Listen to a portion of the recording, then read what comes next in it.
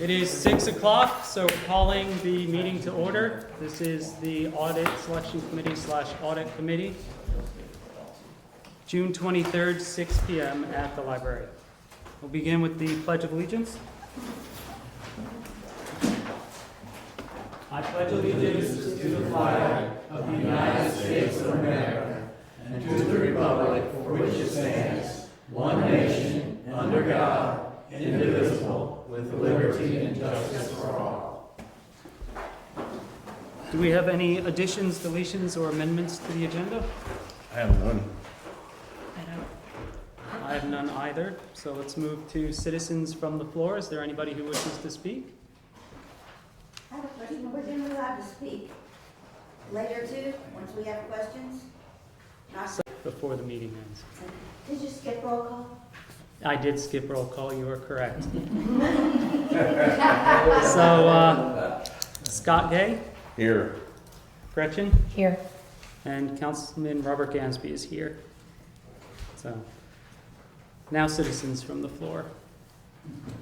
Yes. My name is Adrienne Sasche, and I found that, I remember we had an audit finding that said that the town's bank accounts had not been reconciled for several years, and that was one of the major findings. And I wanted to know whether or not that situation has been remedied for past statements in the past, and for statements since the audit. I think it's kind of weird that, I don't know, I balanced my checkbook, other than town balance theirs. So that's my question. Has that been fixed and going back and continuing going forward? I could say I don't know that they've been fixed. Okay. I will add that to my questions to ask the auditor. Yes, ma'am. Judith. I do have a question.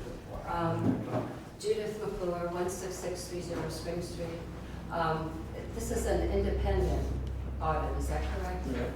My question is, if Mr. Powell's name is on as a consultant, how can we be assured that the findings, were independent of Mr. Powell's bookkeeping?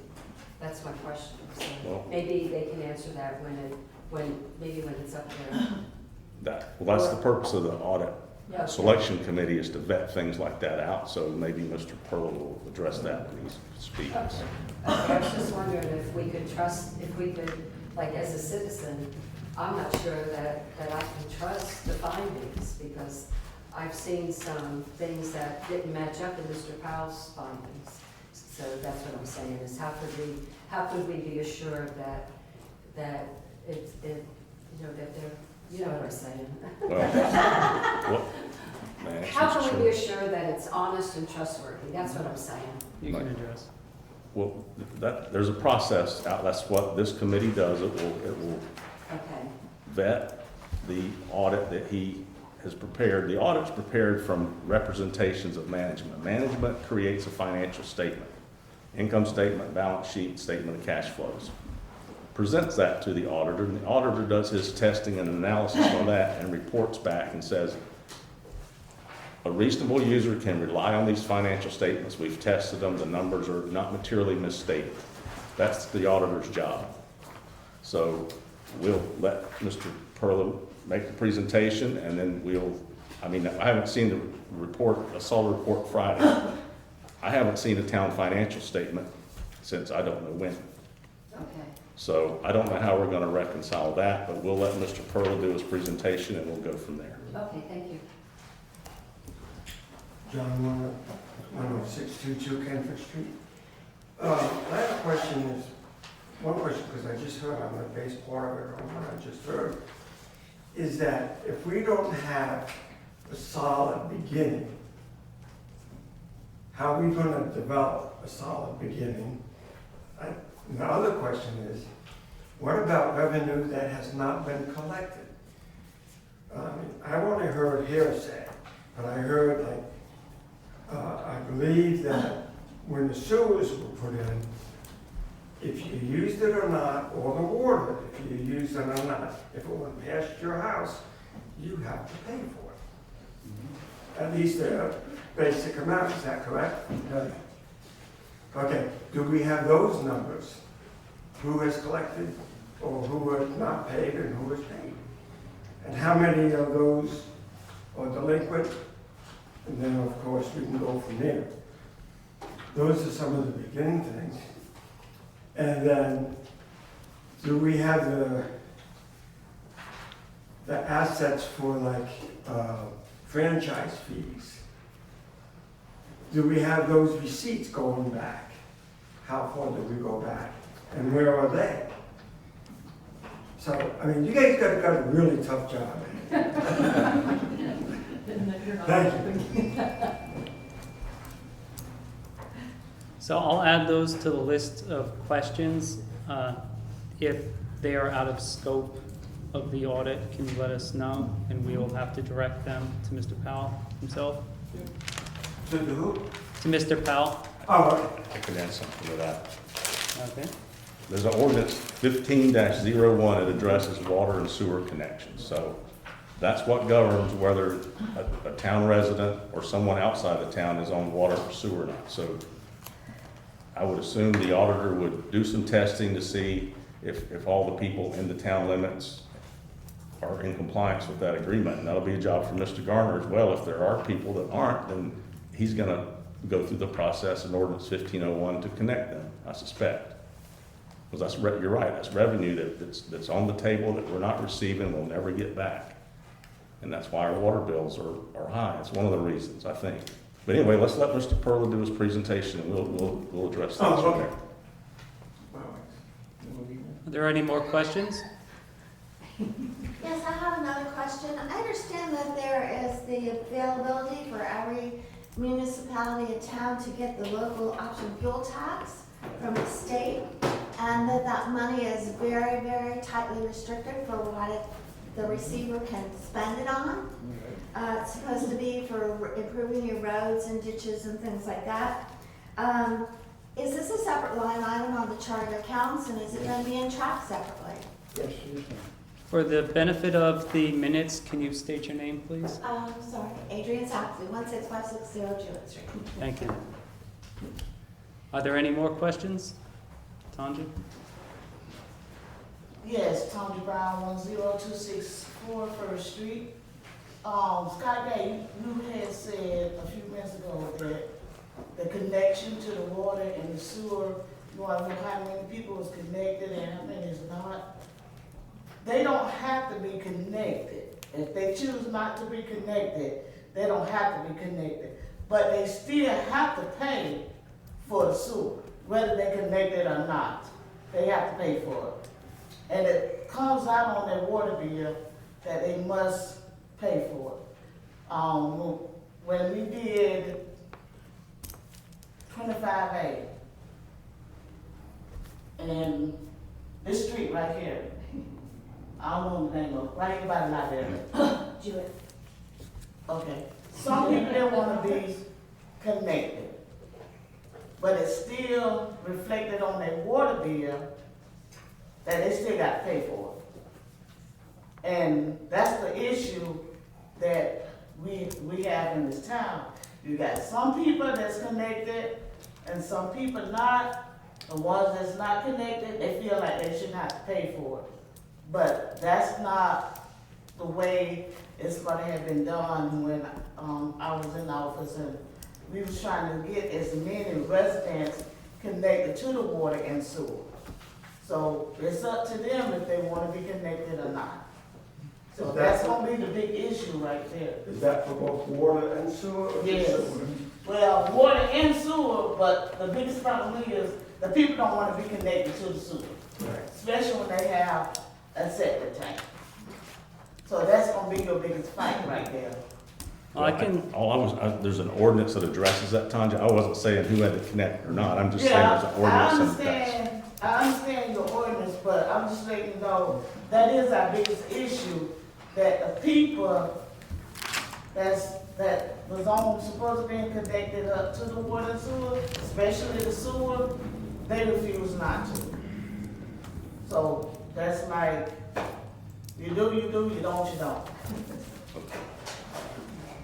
Mr. Garner. Today's my first day as city manager, so, please excuse me. Let me respond to the questions that the mayor was trying to do. The city got bonds and grants in the past, and the EP and the USDA and EPA require you to have so much money coming in order to repay back the bonds or a portion of the grants. And what happens is a service is available. It's just like you come out here and ride down the street. You wear some wear and tear off the highway, it gets on your tires, and that, it's available for use. And that's the way the United States Supreme Court has ruled that if it's available for the service, local governments and any government can apply the service to everybody, so it's equitable for every property owner. Some people use it up against use the property as if you got property, you won't automatically get it where you live there or not. But that's the main purpose of it, is securing the funding that you have to pay back for bonds and I can't tell you how much the bonds we got today, but in a couple of days I can.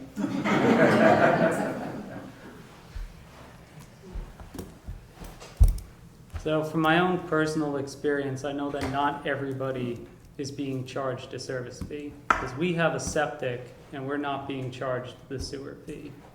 So obviously there is something to look into. I think in your situation, you don't have sewer available to you. I don't know if we do or And not. I rode by your house today and respect it. He was showing me areas where the sewer line stops and the water line starts and all. So some people got service and don't have it. They may have water service, they don't have sewer service. So that's where it's at. Okay, so then I'll feel less bad. No. So are there any more comments to be made? I have a question. Sure. Is there a standard fee that you pay if you don't use it? So you said you had to pay for it. Is there a flat fee that you pay? Yes. For the sake of the minutes, would you mind stating your name and Oh, I'm address? sorry, Andy's, White Springs. So, yeah, in the ordinance that Scott was referencing, there is a set fee that you can pay if you don't hook up to the water. Okay. Or to the sewer, I mean. Yes. $17. It's, yeah, it's something like $17 or. Yeah. Are there any more questions? All right, if there are no more questions, let's move forward to item number 5, presentation of the 2023-2024 audit by Powell and Jones. Okay, well, thank you guys for having me. My name is Caleb Purlow. I'm one of the audit partners at Powell and Jones CPA. Partner means I'm one of the owners. I'm one of the 50/50 owners in the firm. I'm going to start this presentation on page 5 of the report. I'm going to go kind of front to back here.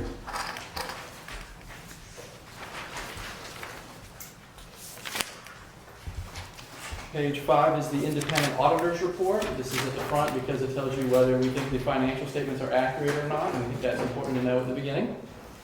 It says in the opinion paragraph, the first paragraph, that we have audited the financial statements of the town of White Springs, Florida, as of and for the year ended September 30th, 2024. I'll just note that that year began October 1st, 2023. In the second paragraph, it says that in our opinion, the financial statements present fairly in all material respects the financial position of the town. And in the third paragraph, it says that we conducted our audit in accordance with auditing standards generally accepted in the United States of America and with government auditing standards. Moving on to page 8.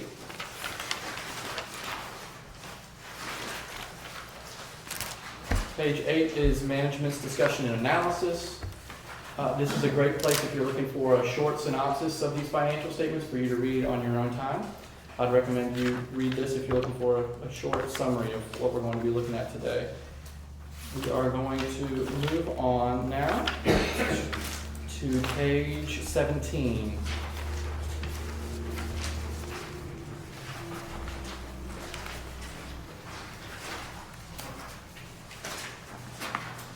Page 17 is the governmental funds balance sheet. It has your single governmental fund, which is your general fund.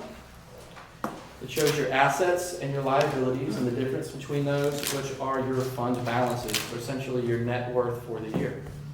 For assets, you had cash of $925,000, deposits of $1,000, and amounts due from other funds of $167,000.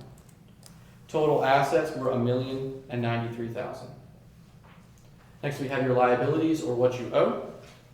These were accounts payable of $20,000, accrued liabilities of $7,000, and in total, these were $27,000. Next, we have your fund balances, or essentially your net worth. These are segregated into three main categories: restricted, committed, and unassigned. You didn't have any committed balances, but for restricted, you had amounts restricted for transportation of $275,000. Amounts restricted for the fire department, which was $5,000. And then finally, we have your unassigned balances, which can be used to fund ongoing operations. Basically, this is What page? 17. And this unassigned balance represents what you can use to fund your ongoing operations. This is basically the money that you can spend. It's $785,000. This represents approximately 11 months of your expenditures. So you could basically almost go a whole year operating out of your reserves if things continued the same as they were this year. Total fund balances for the year were $1,066,000. Now, this financial statement is presented on the modified accrual basis, which aligns with your budget.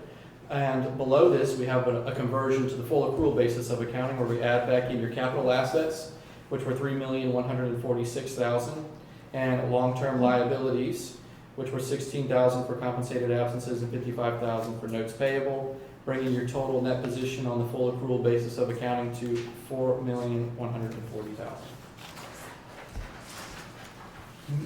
Moving on to the next page, we have the statement of revenues, expenditures, and changes in fund balance. Once again, this is presented on that modified accrual basis of accounting, which aligns with your budget. This fund shows that your total revenues for the year were $914,000. And for expenditures, these are broken out by your major departments. You had general government of $416,000, public safety $206,000, transportation $171,000, culture and recreation $25,000. You also had capital outlay for certain capital purchases of $9,000. And then you had debt service, which is amounts used to pay down loans and bonds. These were $23,000 in total between principal and interest. Total expenditures for the year were $853,000. The difference between those are your net change in fund balance, which is essentially your profit for the year, was $60,000. Moving on to the next page. This next page shows a conversion to the full accrual basis of accounting. There's certain long-term items that this converts for, primarily depreciation expense. So you see that on the fund basis of accounting, you had a positive gain of the $60,000 at the top. But because of primarily depreciation expense, which was $113,000, you had a loss on the full accrual basis of accounting of $25,000 for the year. Moving on to the next page, the statement of net position. This is similar to the balance sheet. It shows your assets and your liabilities and the difference between those, which is your net position. This is for the enterprise fund though, so this is your water and sewer activities and garbage, I believe. Yep. And for your assets, I'm going to touch on your current assets, which were cash, $210,000, accounts receivable of $55,000, bringing total current assets to $265,000. Next, you have your restricted assets, which you had cash that was restricted for debt service of $189,000 and customer deposits of $78,000, bringing total restricted assets to $268,000. Finally, you have your capital assets, which were $8,308,000. This primarily represents pipes in the ground, water towers, so forth. And this brings your total assets all together to $8,842,000. Now we're going to look at your liabilities, or what you owe. You had current liabilities, which totaled $338,000. These are made up of things such as your accounts payable, which was $28,000, amounts due to other funds, like we talked about previously, $167,000, and meter deposits of $65,000. Those are some of the larger items, and the remaining are the current portions of your debts. Moving on to the next page, we have your long-term liabilities. These are amounts that are not going to be paid within the next year. Now keep in mind this shows only the long-term portions of these, so you have to add the numbers on the previous page to each one of these balances to get the totals. But you have your FDEP note payable of $667,000, your SRF loan payable of $223,000, and your bonds payable of $457,000, bringing your total long-term liabilities to $1,356,000. Total liabilities, both current and non-current, or current and long-term, are $1,695,000. Next, you have your net position, which is the difference between your assets and your liabilities. Once again, this is segregated into multiple different components. Here we have amounts that are invested in your capital assets, which were $6,889,000.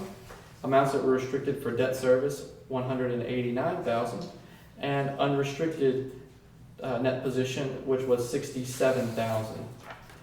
This unrestricted net position represents about a month of your operating expenditures, so a very slim margin there. I will note that the Governmental Finance Officers of America does recommend having 2 months in reserves in this unrestricted category, and you guys are below that, which is a little concerning, but you do have plenty of fund balance in your general fund, so that's good.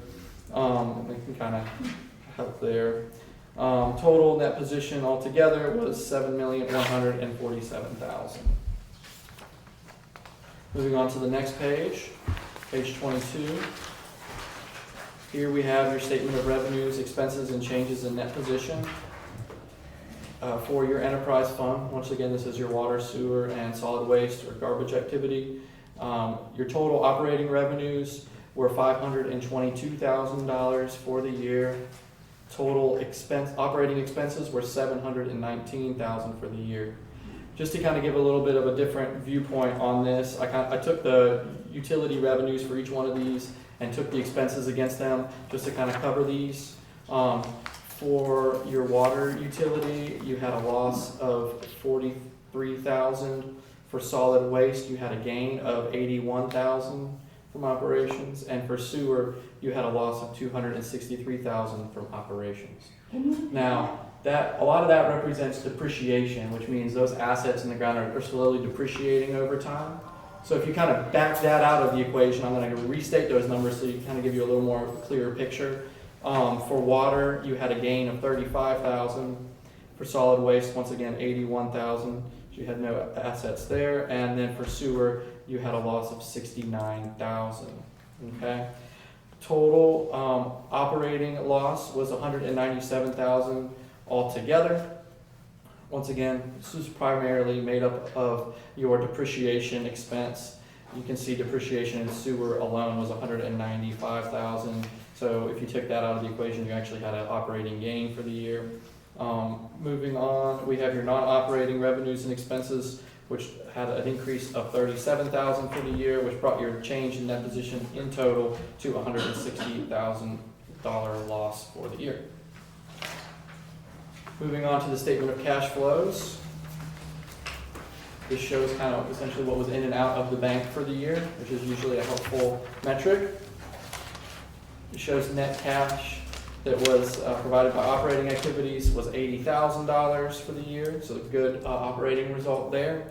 And then you had your net cash that was used by your capital and related financing activities of $4,500. And then you had transfers in from your general fund of $123,000. Net change in cash was an increase of $199,000 for the year. So very positive cash result there, so operating wise, you're okay. Net cash at year end was $478,000. Moving on to the next page, page 24. This is the notes to the financial statements. Each one of those pages we previously covered says see notes to financial statements at the end, because those tables are just numbers. They don't really tell you the kind of the why behind the numbers. These notes go into detail on your long-term liabilities, your capital assets, significant accounting policies, and other information that we think is useful. But for the sake of time, we're not going to cover this. And we're going to skip on to page 46.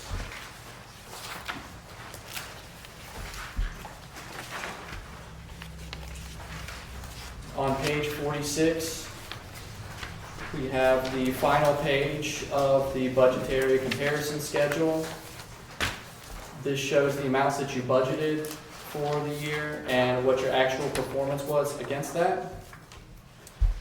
The fourth row up from the bottom shows your total expenditures for the year, that you budgeted $922,000 and only spent $853,000, which means you were within your budgeted expenses by $68,000. And on the next line down was the net change in fund balance. You budgeted a modest gain of $11,000, and you came in $60,000 positive for your general fund, which meant you were $49,000 above net what you budgeted for the year and for general fund. Moving on to page 49.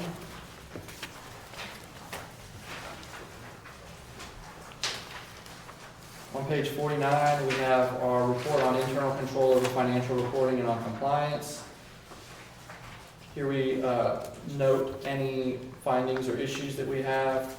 On the internal control over financial reporting section, it says that during our audit, we didn't identify any deficiencies in internal controls that we consider to be material weaknesses. But on the next page, in the compliance and other matters section, the bottom of the first paragraph, it says the results of our test disclosed an instance of non-compliance that is required to be reported under government auditing standards, and that's finding 2024-001, which we'll read later in this report. Let's move on to page 53. Page 53 is our independent accountant's report. It examines whether you were in compliance with section 218415 of Florida statutes regarding the investment of public funds, which in the second to last paragraph says that in our opinion the town complied with the requirements of that statute. Okay, moving on to page 57.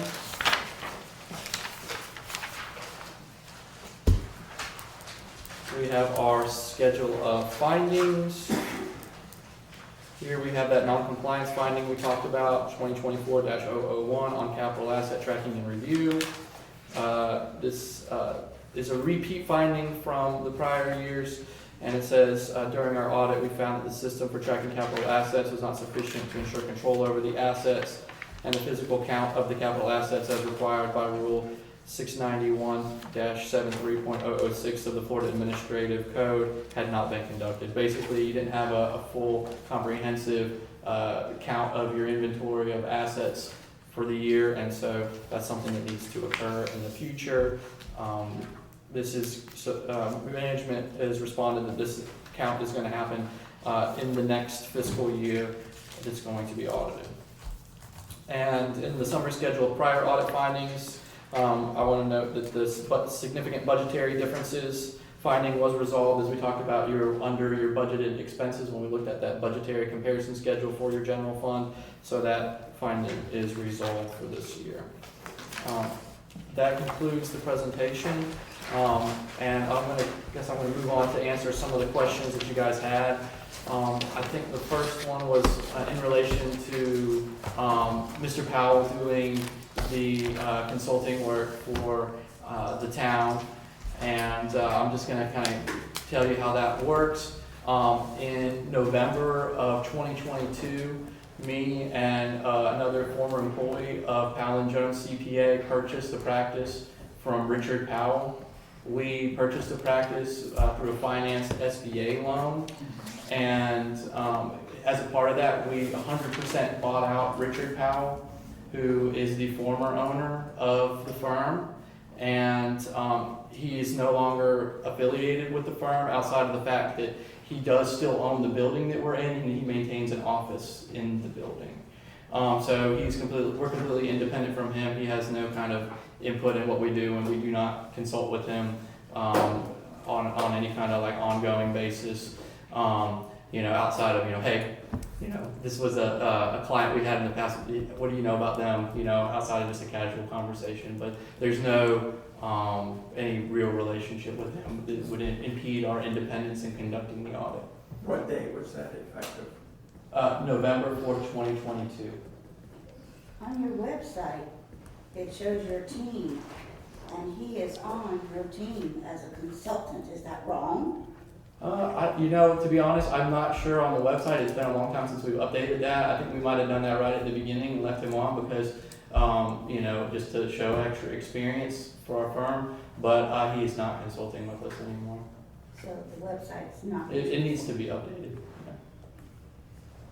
And the gentleman that was here a couple of times, he said he was Mr. Powell, and he was giving reports, Mm-hmm. but yet he wasn't part of your firm. That's correct. Oh, that's great. So he used to be the owner of the firm, and we bought him out in November of 22. Yes. And so he that's his name, Mr. Powell. Yeah, I understand. It's a common thing for audit firms to keep legacy names from predecessors. For example, you got like Deloitte, which is Oh, I'm one of the not big four bothering audit that. firms. The fact that he presented here, Mm-hmm. at town meetings, Mm-hmm. but yet, and he was giving the reports, but he wasn't legally connected to the firm. As the accountant. As the accountant. He was the accountant, not the auditor. Yes. So Oh, no, okay, not the auditor, he was the accountant. yes, so the town contracted with Richard Powell to do certain consulting work as an accountant. Okay, just gotta get it right, thanks for straightening it out. You're welcome. Thanks, Vic. And So, can we ask the questions from up here? yes, And then you can answer them, so. Yep. Have the bank accounts been reconciled, and are they being reconciled going forward? as of the year end that we audited, the bank account was reconciled. We received reconciled bank statements, and we test their validity during the audit. Okay, so if we don't have a solid beginning, how will we develop one? So I guess that question was more in the context of, right, we had several years where there were no audits going on. Oh, yeah. Mm-hmm. And they hired on Mr. Powell and the finances were a mess.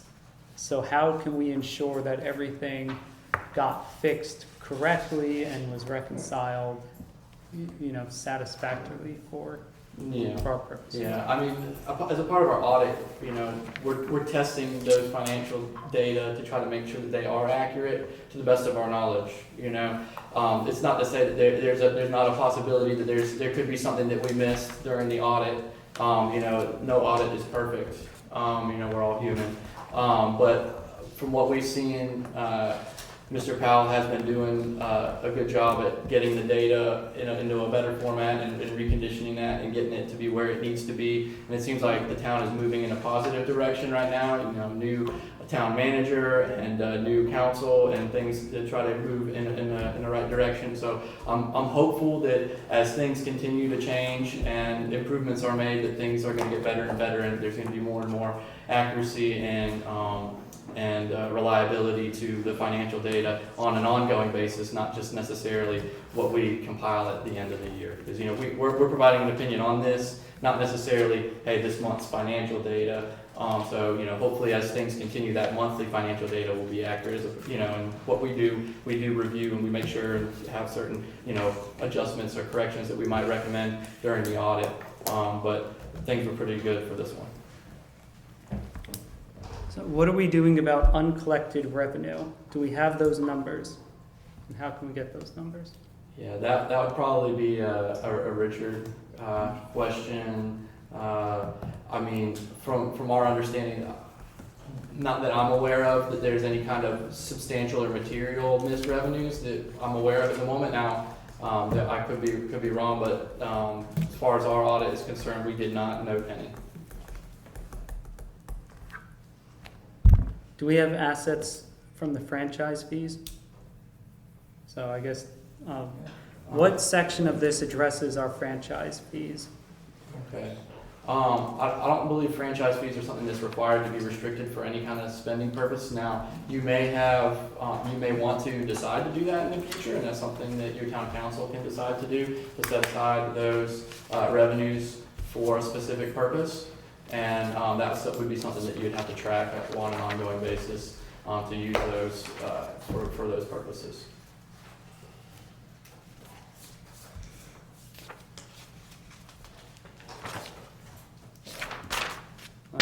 I know there was one sheet in here that gave a pretty detailed overview of where our revenue is coming from.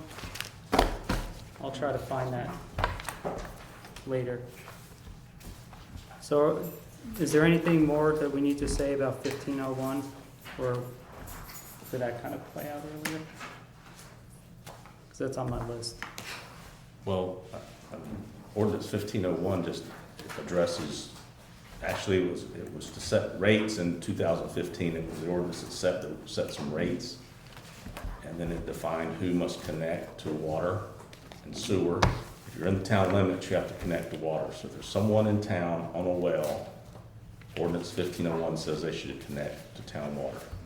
If there's someone in town within 200 feet of a sewer connection, they must connect according to the ordinance. If you're an existing property, if in Robert's case, and this is my opinion, if sewer comes within 200 feet of his house, he would have to connect to sewer because he's existing. If someone does a new development, they must connect if they're within 300 feet according to the ordinance. That's my opinion, but that's how the ordinance reads. So I think one of Mr. Garner's tasks will be to get out the map and get out the addresses and see. It'd be very easy to do. Say, we've got people that should connect that haven't. That's lost revenue. That's revenue that the people that are on the system are having to support. That's why our bills are high. That's not, anyway, that's, I don't know if I answered your question or not. All right, I'm gonna label that one outside of the scope of the audit for now. Right. And we will address this with Mr. Garner, and probably don't even need Richard Powell for that. Have you done any work on the local option fuel tax and making sure that money was spent appropriately for its Yeah, restrictions? that's, if you look on, let's see, it's restricted on page 17. You can see the amount that says transportation on there. It's in the fund balance section, the third section down. It's the first item under restricted. It says $275,750, and that's the restricted amount. That's those funds that are set aside for that purpose and have to be spent down on transportation expenditures. And we've calculated what those transportation expenditures are. They're here in the audit report on the next page. You can see transportation was $171,281, and those are qualifying expenditures that count against that balance. All right, that was the last question that I took down from the audience. I have some of my own questions.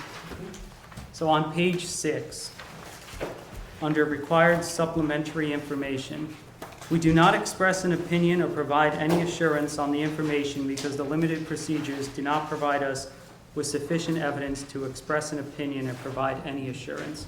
Can you explain that statement? And is there anything that we can do to bring it to a higher level of assurance? Okay.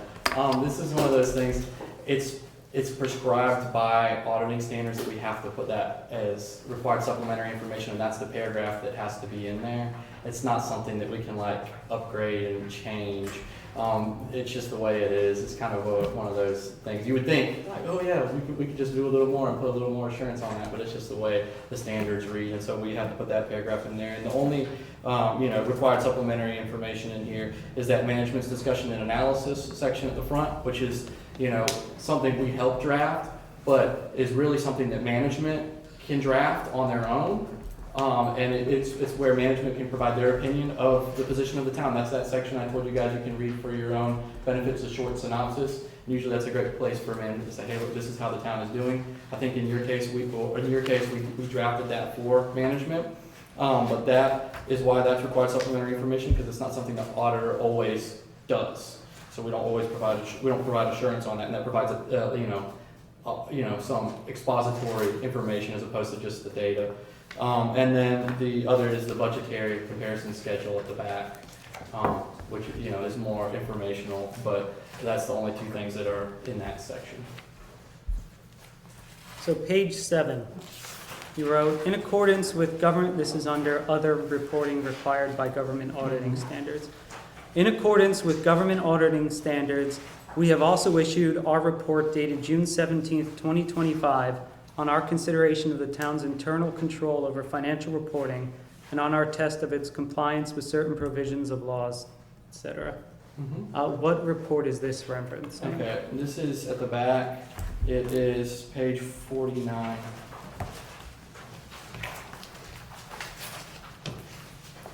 So under government, like under a standard audit, let's say you were a public company or a private company, we wouldn't have to issue this report, but because it's done under government auditing standards, we have to put this report at the back, and then in our audit report, we have to reference it to say, hey, look, we're also providing these other assurances, and that's this report on page 49. So have we issued and have you received an ACFR? That's essentially what this is. That is what that is. Now we know. All right, page 20.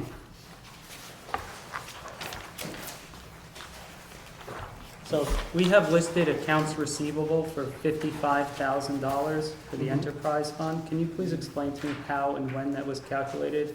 Because we only have budgeted $604,000 for revenue. So that's over a month worth of revenue as an accounts receivable. I wouldn't be able to tell you off the top of my head without looking in our work papers, but that's something I could look up the detail for and get back with you on. Because we also have in here as an allowance for non-collectible revenue, $3,500, but it seems low if we have such substantial accounts receivable. Yeah, like I said, I'd have to look at the work papers and let him send that to you. If that's something you'd like, I can do that. Probably a lot of that, it depends on how the billing cycle was that month, in the month, and the revenues from utilities, this is the project fund. Revenues from utilities probably not come in, and it was receivables due from customers, a lot of that. I'm sure we'll go back and look, a good portion of that was probably, somebody's bill hadn't paid the bill, as of the end of the month, it was due, but it was due at, it was billed and payable, but not collected. I'm sure that's what If you'll notice, they read the bills on the 28th, so they probably are billing on the 28th or 29th, and this is cut off on the 30th, so no one has even probably gotten the bill, so. So it's just a quirk of when we do it. Yeah, so basically you got that full, if that's the case, it's a full billing, and then like you said, some of those delinquent accounts added in makes that get a little higher. So my next question is on page 25. It says, for the most part, the effect of interfund activity has been removed from these statements. Can you please explain what that means? Oh, okay, so that's on the government-wide financial statements. Let me get there. I'll show you. So what happens is these financial statements, they have government-wide financial statements are the first two, which combine your governmental activities and business type activities, basically your general fund and your enterprise fund with all your water, sewer, garbage. And so sometimes there's money that moves back and forth between the funds or is due to and from the funds. Okay, and these balances need to zero out and they're kind of like essentially eliminated. So like if you look on page 14, you'll see how those At the very bottom of the current assets, you'll see a line called internal balances on page 14. And you can see that's that $167,000 that was in both of those funds. One, it's due from one fund to the other fund. And I will note that that number is increased from the prior year because certain expenditures were paid out of the general fund and are owed, that money is basically owed back to general fund from the enterprise fund. And then I think it's similar on the, actually, I don't think you did have any, no interfund transfers, so there's nothing that cancels out on the other page, so that's not even a factor here.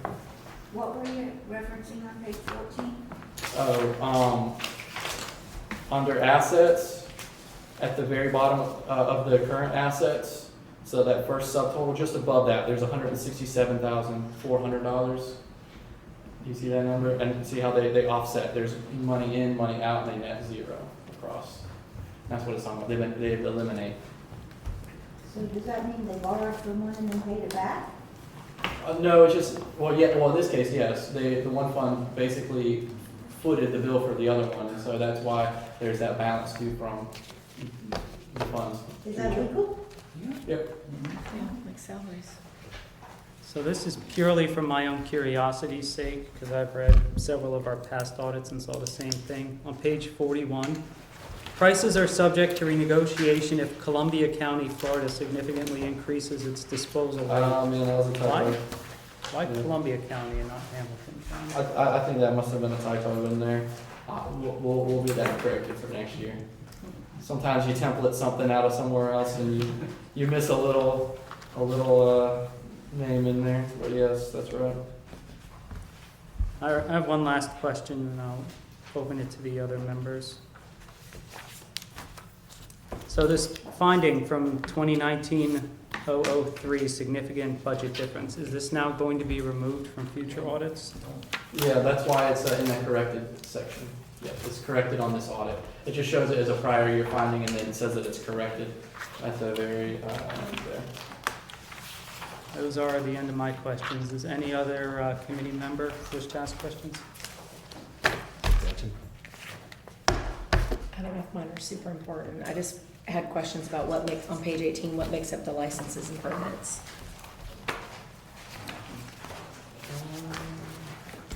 I'm not gonna be able to tell you right off the top of my head, but you guys have business licenses. I know that's gonna be in there. And, building permits.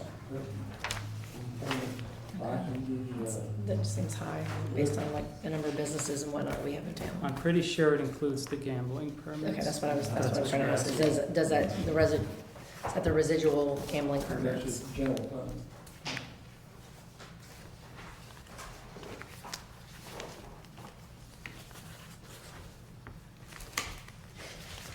Does the committee have any more questions? Yes, sir, I do.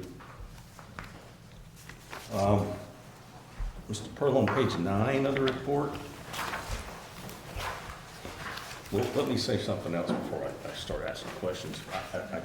We do not have a financial statement prepared by the town. We're essentially taking your audit with nothing to tie it back to. That's very irregular, wouldn't you agree? It's best practice to have regular financial statements at every meeting. But we don't have a financial statement that we have been presented for the year ending 9/30/24 from the town, Okay. which is what you're auditing. We have been receiving financial statements at the meetings, but only the income statement side. The town council does not receive an income statement, a balance sheet. They're just getting the income statement. But for purposes of this group reviewing the audit, we've not had a financial statement dated 9/30/24 to review prior to this. So we're just looking at your audit. So I do have some questions. Okay. On page 9, the net position, you've got restricted assets for debt service in 24. We don't have the 23 audit here, but I pulled the numbers from there. And our debt service, restricted assets for debt service went from 90,000 to 189,000 from 23 to 24. And our transportation restriction went from 162,000 to 275,000. Those are significant changes. Why would that be? I'm not really sure on the debt service off the top of my head. I'd have to do a little more research as to why that one increased substantially. The transportation one, you guys received more revenue than usual from the interlocal, from the county or from the state for the lighting and the roadway maintenance. And so I think there was some catch up that happened on that. And so those offset the other restricted balances and add into that, because you can't use your, those aren't basically qualifying transportation expenses anymore that you use to fund that. So for example, let's say you paid $50,000 for somebody's salary and $25,000 was spent just to maintain the roads. Well, that you can't say that that was legitimate transportation expenditures for your town, because that was used to work a county contract, or a state contract, sorry. So we, that's a part of that figure there, and so that kind of added doubly into that, because I think it was something like $90,000-ish that was in revenue, and normally it's probably around 40 some odd, so it kind of doubled up there. So I think that's probably part of the reason for that increasing so much. So yeah.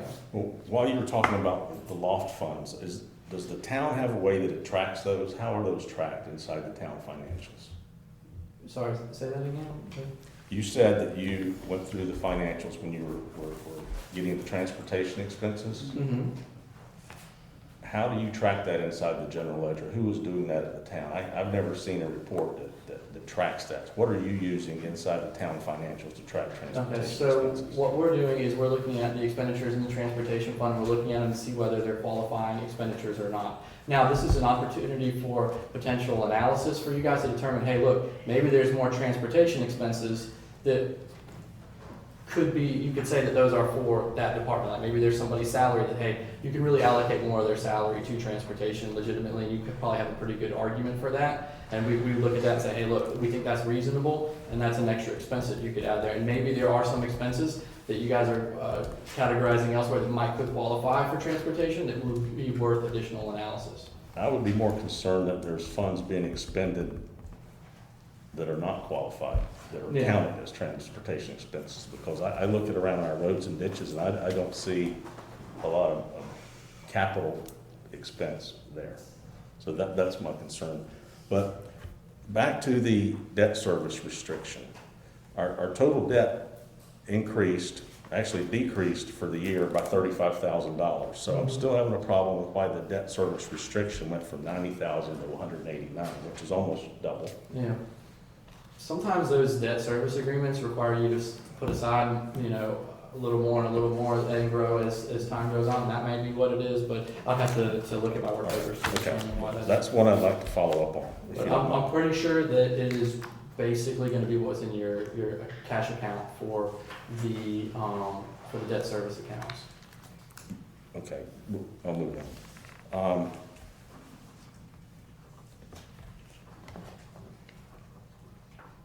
At the December of 24 meeting, there was a financial statement on the town website, just an income statement only, for 9/30/24, and it looked like in the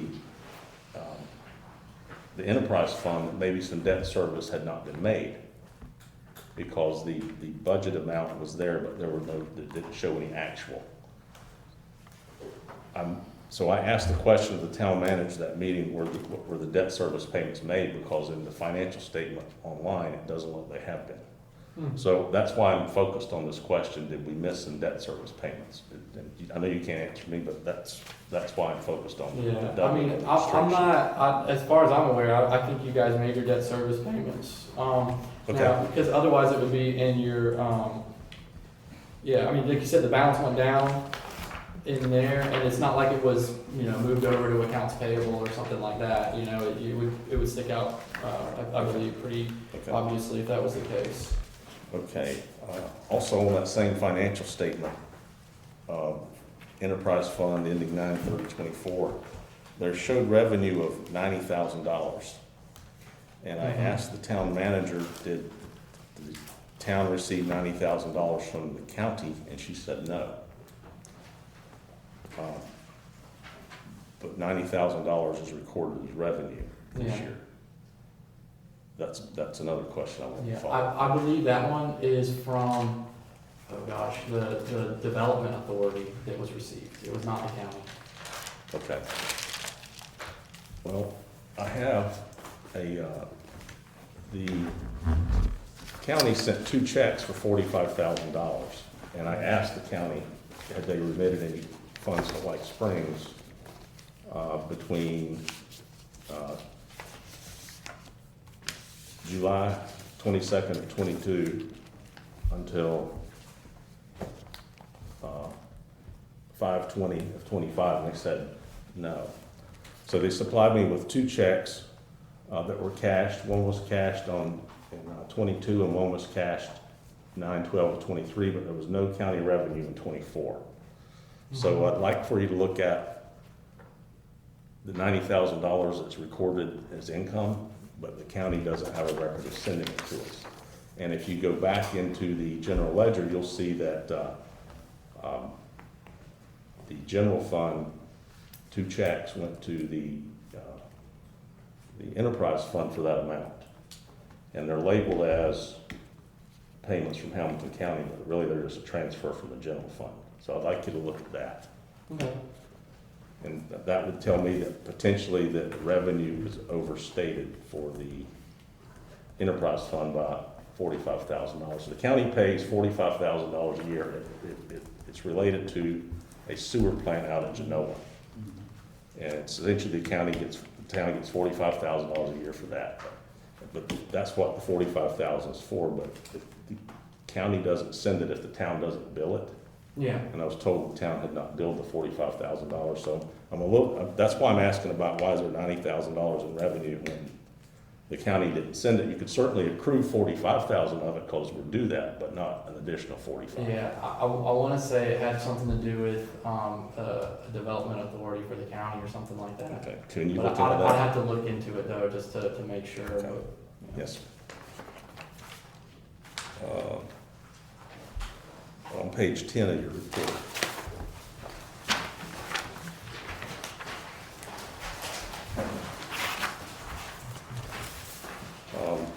In 2000, on grants and contributions, that's on, would be the 3rd line down. If you're looking on page 10, the column that says business type activities, you'll see a number $90,000. That's the same $90,000 I'm just Yes. referred to. Mhm.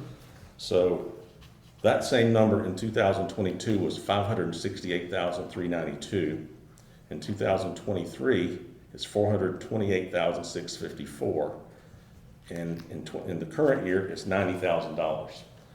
Do you know what could explain those differences? I believe one of them for sure is going to be your ARPA money that you received. It was COVID related, and I don't know about the other, and it might have been both of them were ARPA. I just don't know without going back and looking at that audit.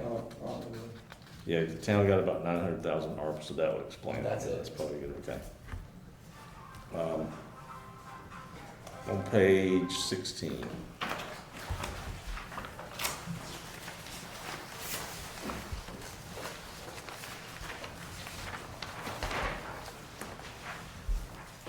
You made reference, I'm looking at the left-hand column that says expenses.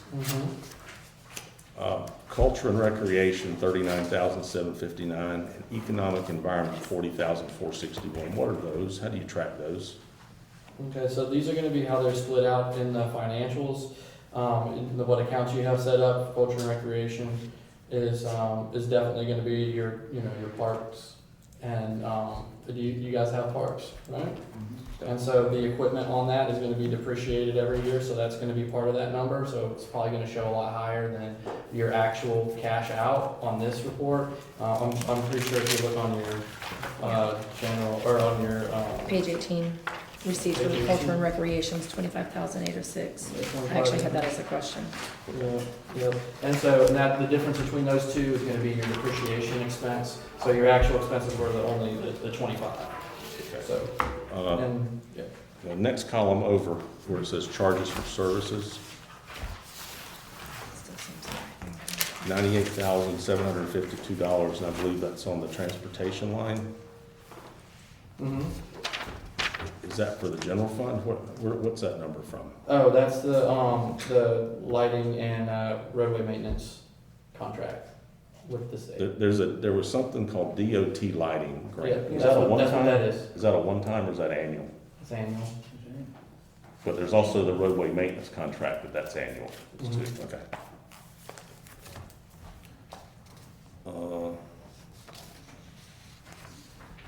On page 18. But like I said, I think that number is higher than last year, so I wouldn't expect that to be as high in future years. I think that there was maybe some catch-up. The state might have withheld that as a part of the, when they were withholding funds, so that might be a little lower next year. Okay. Oh, page 18.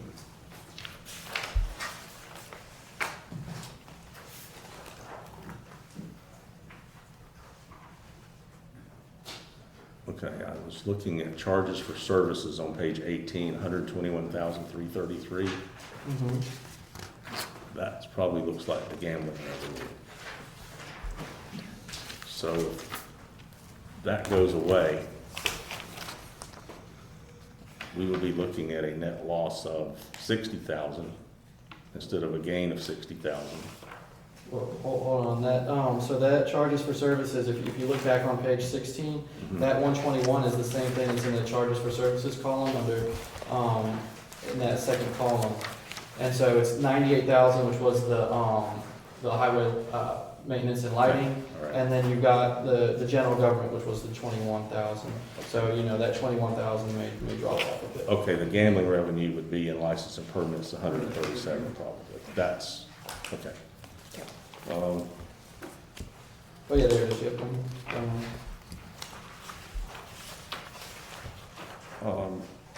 Page 22.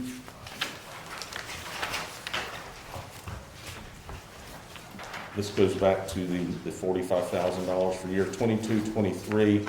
We received $45,000 and we received 90-24. Yep. So you're gonna dig into that and get back to us, Yep. correct? Mhm. All right.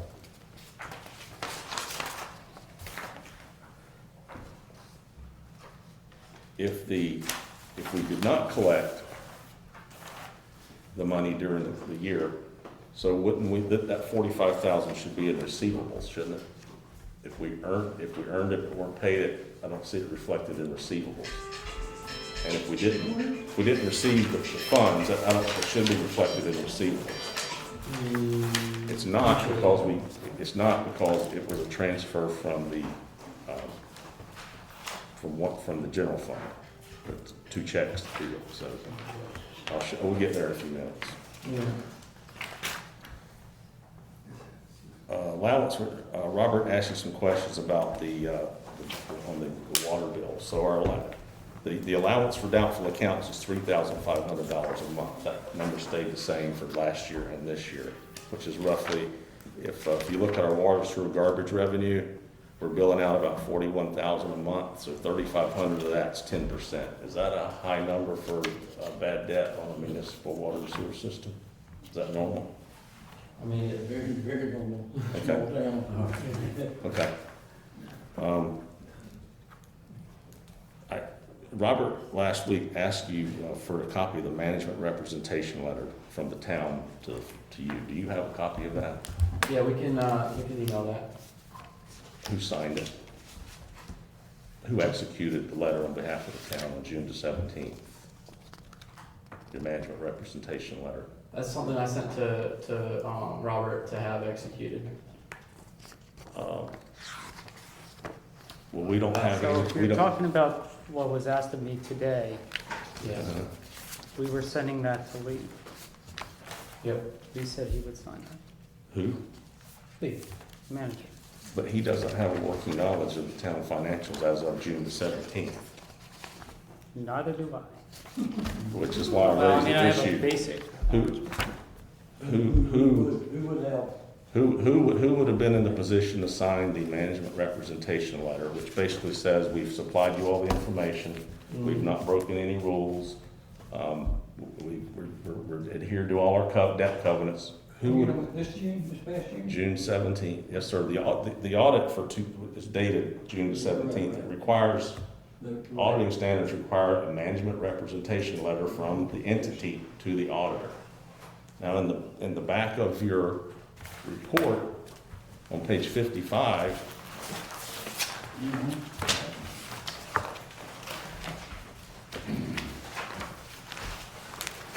under management representation, it says we have requested certain representations from management that are included in the management representation letter dated June the 17th. You can't sign off on your audit until you have that letter from somebody. I was under the impression that was going to be signed when I got here.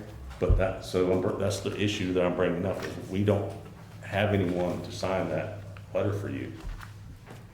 The only employees that the town had, administrative employees, were the water bill clerk and the other lady that works in the office. Yeah. How are we gonna get around that? I know that Richard did prepare substantial amount of the financial data for the audit, and so you could have him sign it as on behalf of the town, and you have Lee sign it as the city manager supervising that. But I mean, that's the only other person that's here, and I believe that would be sufficient. You can't predate it. Sir? You can't predate it. No, I mean, audit standards require that the town, in our case. No, I agree, We don't have that, so if you're saying that Mr. Powell is the person with the knowledge. Yeah, I think that would be sufficient. I mean, I just need to get it just needs to be represented, so. Okay, so let me address Mr. Powell for a few minutes, because I don't think that you're independent, and I'm gonna show you why. Because you have to be independent in appearance and in fact. According to what you told us, you're independent in fact, but you're not independent in appearance. Because if you go to the fictitious name reporting in the state of Florida, it says Powell Consulting, which is Mr. Powell's firm, is owned by Powell & Jones CPA, and that's signed by Richard C. Powell. Mm-hmm. So our bookkeeping consultant, it appears, without any other evidence, that our bookkeeping consultant is owned by the CPA firm that's auditing us. Now and Mr. Powell and Marion Powell are presidents of Powell & Jones CPA. Mr. Powell is on your website as a partner. Now, there may be a little piece of paper in a drawer somewhere that says that you purchased the firm from Mr. Powell using the SBA loan, but we're not privy to that. We've not been privy to that for audits for 22, 23, or 24. So I'm just saying that I think I'm speaking for a lot of folks here, we have a problem with Mr. Powell's independence, and now you just tell me that he is the only expert on town finances right now, but he's a partner at your firm. That doesn't sit right. Yeah, well, he's not a partner at the firm, and let me clarify on that. When we bought the practice, we did not buy his corporation, so his corporation stayed. If you look up our corporation, it's called Reliance CPAs. You can find that on Sunbiz, and you can see that we're doing a DBA as Powell & Jones CPA because we bought the name legally. And so there's two different corporations. One is Reliance CPAs and one is Powell & Jones CPAs. He didn't change the name of his business when he sold it. So this is why we have an audit committee. Because had we had an audit selection committee at the town of White Springs, we would have vetted that out. As you submitted your proposal, we would have asked questions and vetted that out. I bet you no one in this room has ever heard of Reliance CPA. And this is the first time we're hearing it tonight, and we're hearing what I probably figured was going to be the explanation, and it makes sense, and you are independent in fact. You're not independent in appearance, so we don't have any confidence that this is an independent audit. I'm speaking for myself. I don't have any confidence it's an independent audit because it appears that Mr. Powell's not independent. Nothing against him, but that's what it appears to me. And then when I asked you some questions about the revenue being recorded in 2024, when I have documentation from the county that they didn't send any checks in 2024. And I'm asked a question about, was debt service made? I was told yes, but yet my restricted debt service has gone up. Maybe I still owe those. Those are things that probably have answers, but not when I don't have confidence in Mr. Powell's independence. I'm not arguing with you, I'm just giving you what I think. Mm-hmm. And that's why, but had we gone through the auditor selection process, which we didn't for the operational audit done by the state, there's no debate about that the operational audit says we did not have an auditor selection process and the auditor was not selected legally. So I think that gives us a problem, combined with the fact that we don't have someone to sign the management rep letter for you. I don't know how I don't think this circumstance happens quite often. Since the balance sheet date of 9/30/24, we've had our full town council resign. We've had our town clerk was dismissed, and the town is negotiating with removing the town manager. I don't know how we're going to get by the management rep letter. So, let me ask you a few more questions.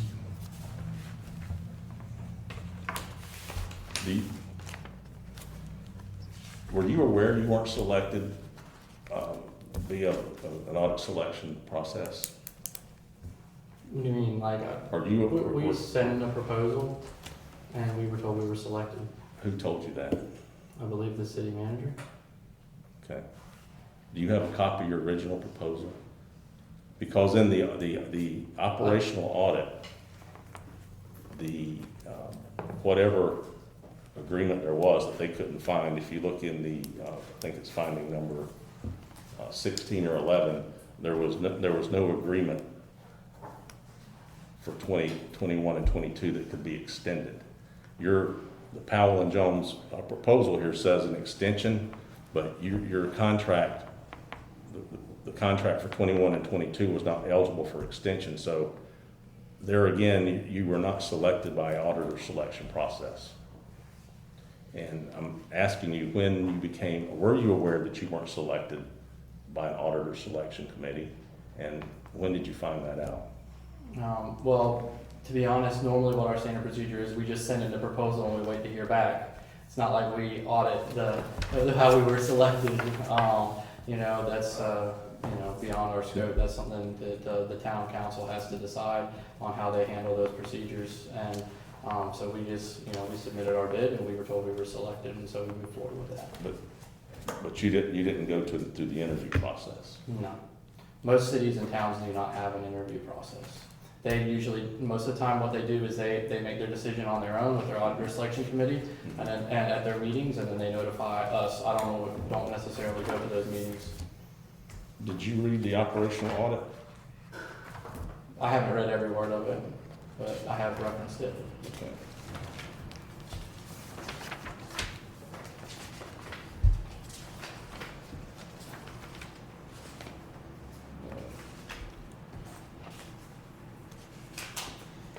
Do you have any more questions along this line?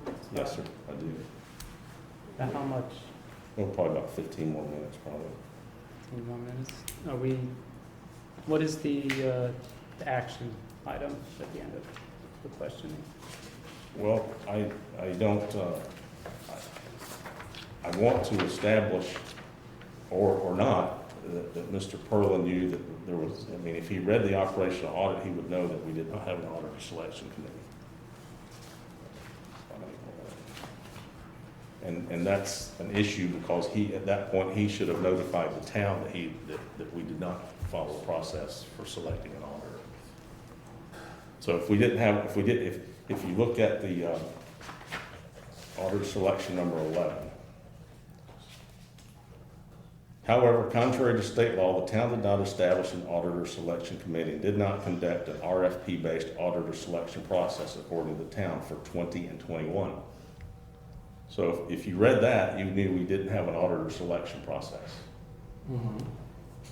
And when did we send him the proposal? It was much later than that, so I mean, I wasn't privy to whether that had been changed or not. Okay, and then the final sentence from the Auditor General says that, nor did the audit services contract provide for conditions under which the contract may be renewed. So you became the auditor because you had a renewal of a contract, but the contract wasn't eligible. I'm just saying that I don't think your firm, Powell & Jones, is a bona fide auditor via state statute. Because you think there wasn't a contract? Yes, sir. Okay, well, every year we do send an engagement letter to set forth the terms of our contract, and every year it is signed by management and by board, so. Okay, so, but if you have that, could you just supply it to us, your contract for 2020 and 21? Okay, I'll see what I have on file. Okay, because we don't have it from the town, and according to the Auditor General, that contract was not eligible for extension, which is how you got to be the auditor for 22, 23, and 24. Okay, so what years are you referencing that you're wanting to look at? The contract that Powell & Jones had for 20 and 21, because the auditor couldn't find one. When the operational auditor came to the town, they were not supplied a copy of that. So therefore, they say that your contract is not eligible to be renewed for 22 to 24. I'm just reading in the audit. Yeah, I mean, I don't know about 21. I don't believe I was an owner for that audit. 22, I might have that. Okay, can you get us a copy of that? Because we don't have it. I'll see what I can find. It's been a while.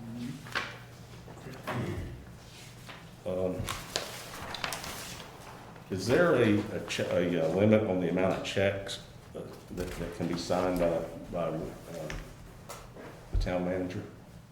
When you did your internal Like control, how many? how large of a check what's can the larger? town manager? Yeah. I do so many audits, I can't tell you off the top of my head what your individual policy was. Do you know what the limit? No, we have a procurement document that states when the town manager is allowed to do it, but I don't have it on me. Well, the reason I ask is almost a year and a half ago, the town was sued and they needed an attorney. And the attorney needed a binder of $5,000.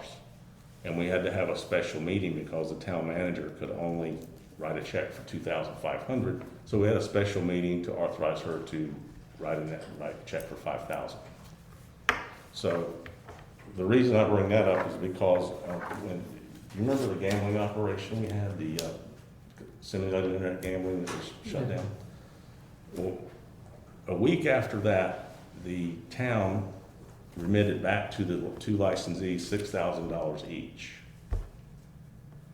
And if the town manager was only authorized to sign $2,500, sign a check for $2,500, I don't remember a special meeting during that week to authorize her to sign a check for $6,000. And did you notice that when you're doing your procedures? I mean, that wasn't in this year's audit, so I mean, it's. No, it is. You're saying it was this year's? This was this year's? Oh, I'm not. I'd have to look at that. Okay, in April, I believe it was April 10th of 24, the town wrote 2 checks to each of the operators, Cough 33 and Social Club for $6,000, and they were closed down for illegal activity. So I found it odd that we would remit funds back to 2 operators that had been shut down for illegal activity within a week of that happening. Did you look? So you obviously didn't recognize that in your procedures. You did. Well, I mean, I have staff who conduct most of the audits, so I'd have to talk with them and look at the work papers. Okay. So I'm just raising the issue that we may have some checks that have been improperly signed. Okay. Duly noted. And we do have some council people here as well, so I'm just also letting them know and the citizens know that we gave the illegal operators $6,000 back with no authorization.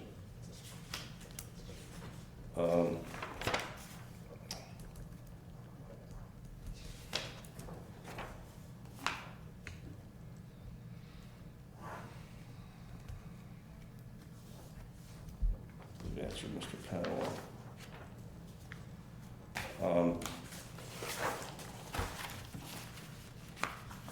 So when you look at potential liabilities, have you ever seen an agreement between Nutrien and the town of White Springs? In what regards? The town of White Springs has an effluent that they pump 9 miles, would you say, buddy, out to the sewage treatment plant out past That's a Genoa? long way, I think. That's a long way. So there's an agreement between Nutrien and the town. I heard Mr. Powell once say that the water and sewer system was valuable, and it is, but I don't think a lot of folks are aware of the liability side of that equation. The town is able to pump its effluent into one of the discharge ponds at Nutrien. And in that agreement, and I have a copy of that. Have you ever seen it? Not personally. One of my staff's probably looked at it before, though. Okay. Well, I think it's a significant unrecorded liability because at the county commission meetings, I've heard them talk about maybe ending, they're out of reserves about 2028 or 2030. That's 5 years from now. When that happens, the permit says that the town can no longer discharge in the pond out there. And also the town has to be in compliance with with the chemistry of the effluent that goes into the pond, and if it's not, Nutrien can terminate the agreement. So those are, and we've actually had some cases in 2022 where we were not in compliance with the chemistry, if you will. Mm-hmm. So I don't see, to me, that needs to be noted in the financial statement so people know that the town is operating at the benevolence of Nutrien. And some sort of liability should be recorded, and we should be having some sort of sinking fund to figure out where we're gonna put a holding pond. If that day, it happened tomorrow, if Nutrien is sold tomorrow, the buyer of that could terminate our water and sewer agreement. They probably wouldn't, but they can.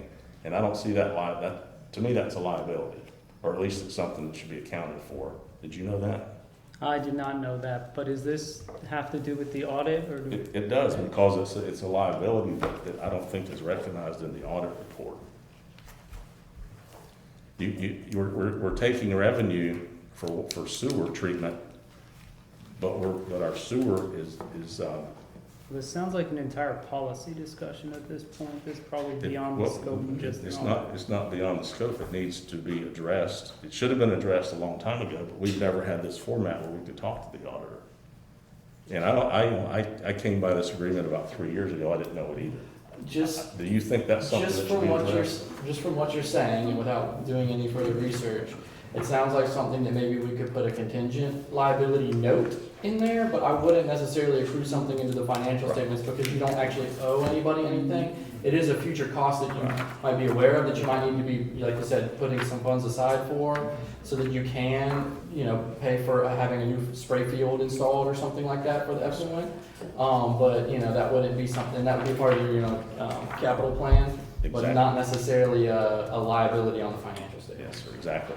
Contingent, whatever. But like a note to maybe note, disclose just so that people could be know. helpful, yeah. Because I think a lot of folks in town don't realize that how tenuous our sewer situation is. And I think it's, that's why I'm asking, is it proper to maybe note that in financial Yeah, statements? it could be a note in there. I could get you a copy of the agreement if you like. Okay. So if that pond goes away, what do we do? Eating alligators. Well, you would have to, that's a good point. So I asked Ray that one time, we would have to truck the effluent out, and there's a cost with that. And it would be very expensive, and it would turn our financial statement upside down. That could happen next week, and it's not addressed in our report. It's never been discussed at any of our meetings. I'm bringing it up.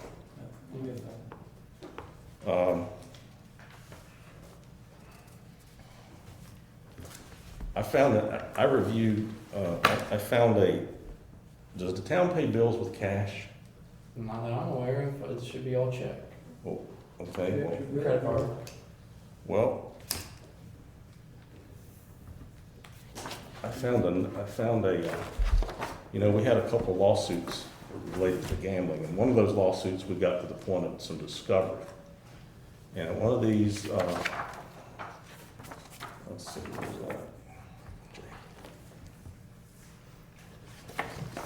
I'll let you see this. This goes to internal control, I think. There's a bill from J&S Accounting, who was our former accountant before Mr. Powell. And the invoice says $3,000, decrease in standard billing rate for cash. And then they say they pay $2,500 a month. So that's why I'm asking you, does the town policy prohibit paying bills with cash? Like I said, that's a very detailed question. I'm pretty sure that it's all going to be paid by check, and that would be the standard. I don't think that most cities or towns are going to have a policy that allows you to pay cash. I pay the cash around $10, $15 or something. For minor expenses like that. From my review of the ledger, we collect $5,000 to $6,000 a month in cash. And when people pay the utility bills on the first of the month, sometimes those checks don't clear till the last of the month. So if we have $4,000 or $5,000 sitting over there in the office, potentially for 2 weeks, 2 to 3 weeks. But I found this in the, through a whole unrelated process of this, but to me, that's something that may call into question the internal control.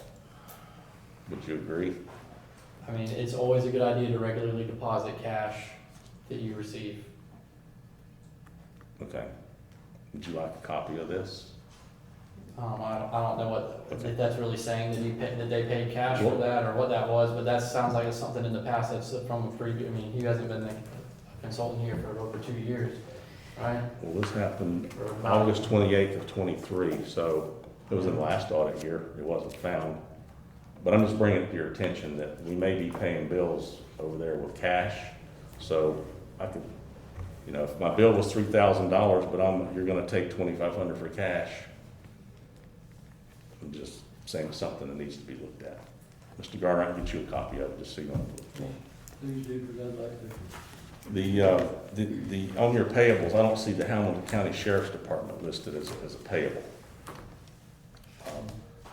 We have a contract, the town had a contract with the Sheriff's Department for some security service, I guess you'd call it. And Contracted policing.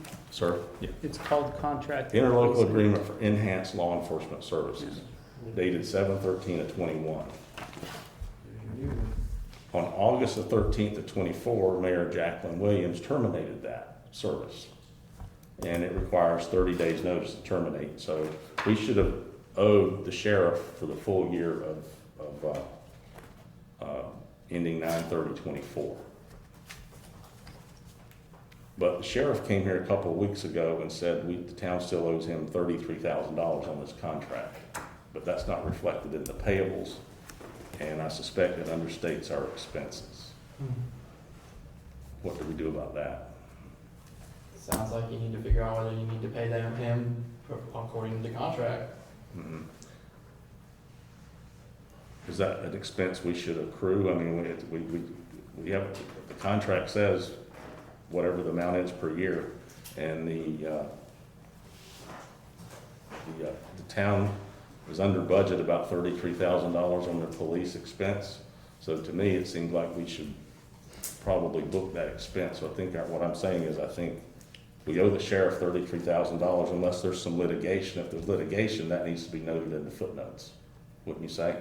Yeah, but I mean, I guess what are you saying? You think that should be added in as a liability in this audit? Is what I'm hearing you say. I'm saying I think it's an unrecorded liability for $33,000. Okay, it's possible. I mean, during our audit, there's certain, you have to end eventually, and if there's stuff that's way after the fact, you can't always find stuff. Like if you still haven't paid him as of today, I mean, you're talking like, gosh, 9 months more after year end. And I think some of the state worksheets say if you're more than 90 days late on some bills, that's some extra work you need to do, I think.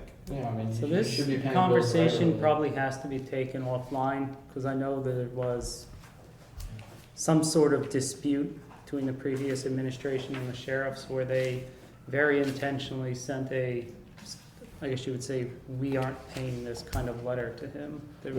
That was discussed in session. She did. The letter was sent, and it have to give 30 days. It was sent on August 13th. 30 days notice gets you to September 13th. So we owe the full year of the sheriff's contract. But I'm saying, have we had this goes back to the management representation letter. This is the kind of thing that we discussed and we've not had. My understanding on that too is that the county, whether you pay them or not, is obligated to provide policing service, and that might be, but like I said, like before, I'd have to look at our work papers and see to try to let you know why we didn't accrue that. I think that's probably why, is because we were under the impression that those were something they had to provide whether or not, and that you guys had terminated the contract. Do We're we not just gonna pay ignore a them. contract? So do we just ignore a contract they made? I'm just saying, legally, I mean, they're saying they terminated it. It's one of those things, It's definitely It's worth up in the air. It's investigating, worth it, yeah. but it's not an audit committee.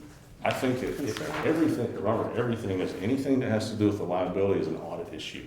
And I'm just bringing out that the sheriff came here and told us that we owe him $33,000. And the contract that I look at indicate we would, but it's not addressed in your audit.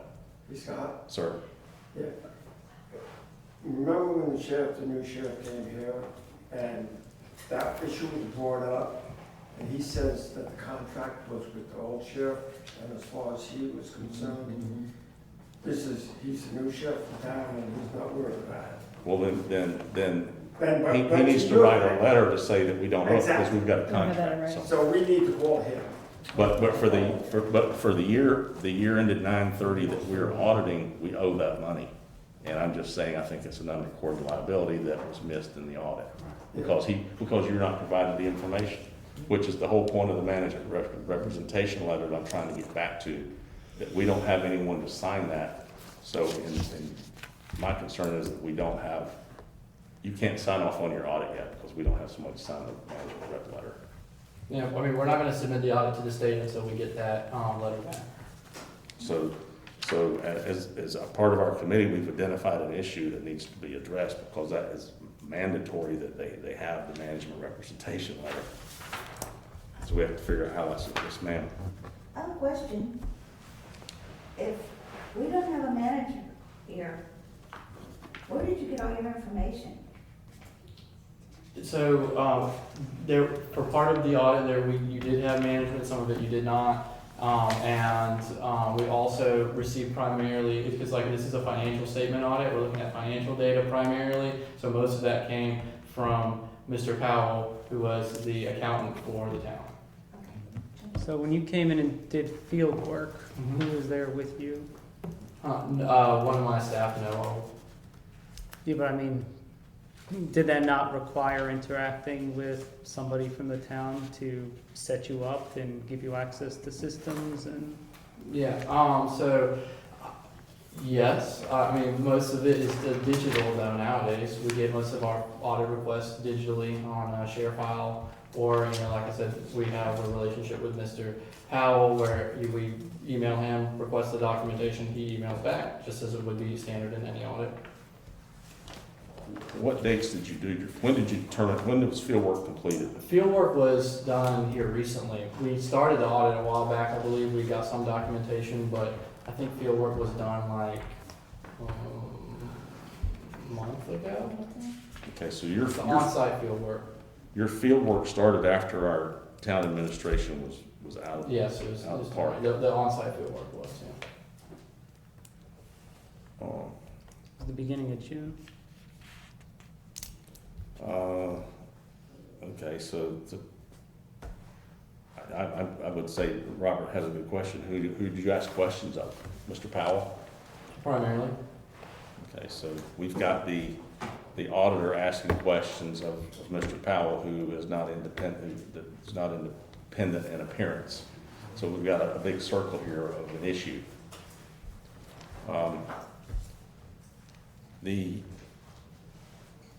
A subsequent event between the balance sheet date of September 30th of 24 and the date of your audit report, which is now June 17th, 2005, we had our town staff resign and the town council resign, yet there's no mention of that in the financial statements anywhere. Isn't that a significant subsequent event? Well, the audit is through 30 September 24. Yes, sir, but the audit standards say anything that happens between the balance sheet date and the date of his report that's significant needs to be included in the report. It's not a financial liability or financial asset, so it's not something that we disclose in the report, and I think everybody's pretty well aware of what happened. But everybody that reads the paper out here, but if we have a bond, an application, a grant, we don't know that, and to me, that's a significant event that's not mentioned in the audit. The other thing that we had that was significant during the year that was not mentioned in the audit is we had 2 illegal council people appointed. So have you gone back to look at the ordinances that may have been enacted while we had 2 illegal council people that may not be effective ordinances now? This is a financial statement audit. It's not like that's. These are audit. significant issues that occurred after the year end and before you did your audit. And I'm just asking, because there's a whole chapter on subsequent events in the audit guides, and I mean, you know that a little bit. And he didn't have access to it because there was nobody here from the town to tell him. Well, Mr. Powell was in Tallahassee with the town. So it would have been up to Mr. Powell to bring these to his attention. So I'm just asking, to me, those are significant subsequent events. If you decided not to address them, I mean, that's your business. But as a person that's on the audit committee representing the town folks, I'm just bringing these things out because otherwise they won't know. Sure. So I mean, can these be added to the audit? Yep. And this is the thing with the audit committee, is that if there's things that you think are important that should be added, or you think that there are things that, you know, we should look at for our audit going forward, you know, we're open to hearing what you guys have to say and have to input and adding things to here if you think it's important. Well, I obviously think it's important, or I wouldn't have brought it up. And it's public information. It's information that anybody that does business with us, a bank, a grantee or grantor, citizens come to town, folks looking at bringing business to town. This is what the financial statement is for, is so everybody knows what's going on. In the financial, yeah. Well, I mean, everything gets back to finances, one way or the other. So, where I don't,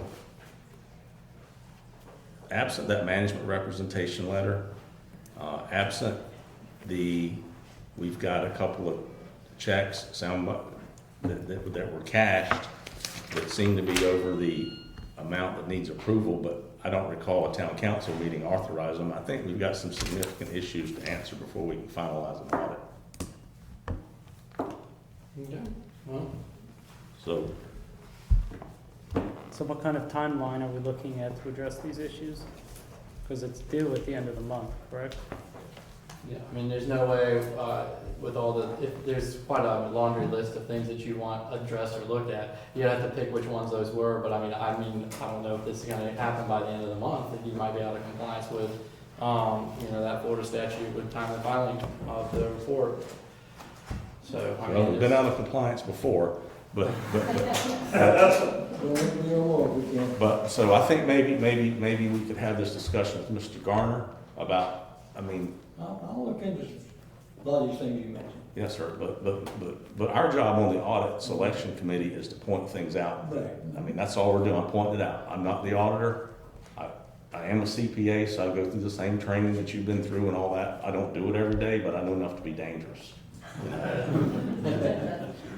I know what the issues are. I mean, we realistically need a final draft by Friday, correct? Are we going to have enough time to address all of this by Friday?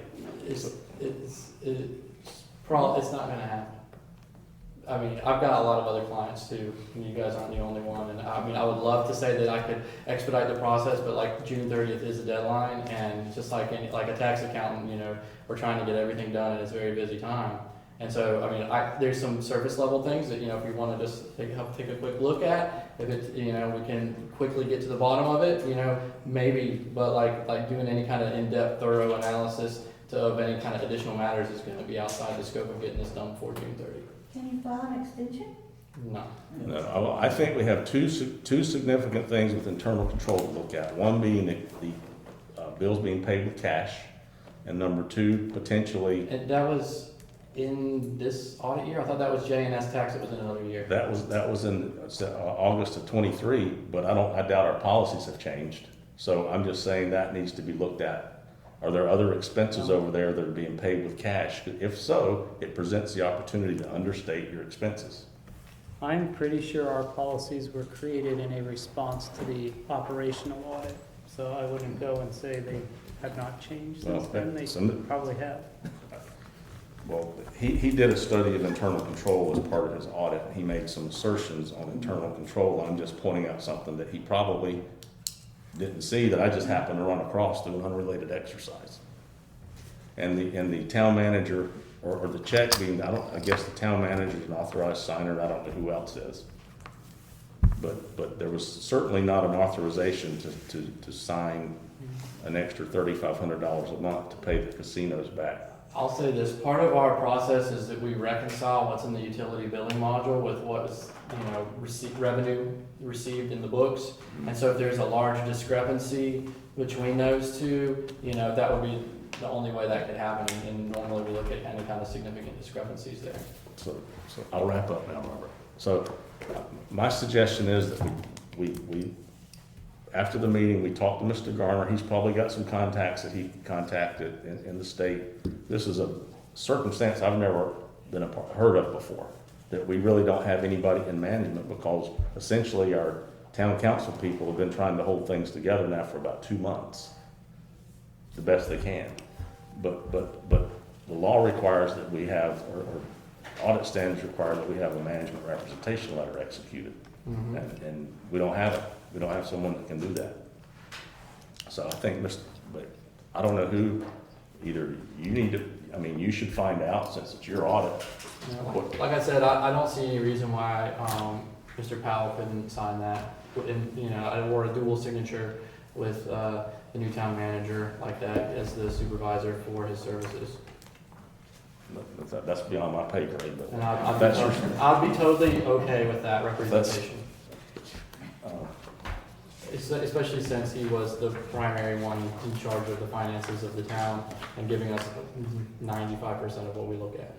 Okay, and you're going to look at the $90,000 issue that I think was a transfer from one fund to the other, and it's recorded as revenue. Do you have all you need to make that analysis? I'll have to look in my work papers and see what we have on that. Okay. There's a $5,000 restricted for the fire department. Mm-hmm.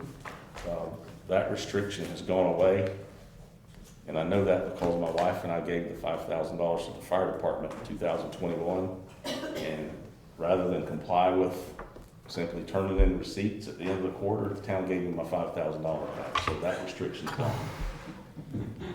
Okay. What year was 2023, 22? In the current audit year that we're talking about, there's $90,000 recorded as grant revenue. Right, okay. But the county says that they only remitted two $45,000 checks, and neither one of them are in the audit period. So the $45,000 is probably earned, but not the extra $45,000 absent some sort of document where they both are paid. And I didn't get that from the county, maybe you can. But to me, it looks like My understanding is that in the new year, the county has paid the full $90,000, and this other $95,000, the $90,000 is separate. Okay. All right. Well, if you got a document for that, but it looks to me like money was transferred from And one that account may to be the other. true, I'll have to look into it. Reported as. We had an employee advance written off for $5,967. That was on October 31 of 23. Did you know who the employee was, and do you have any record of that? I'd have to look in my work papers.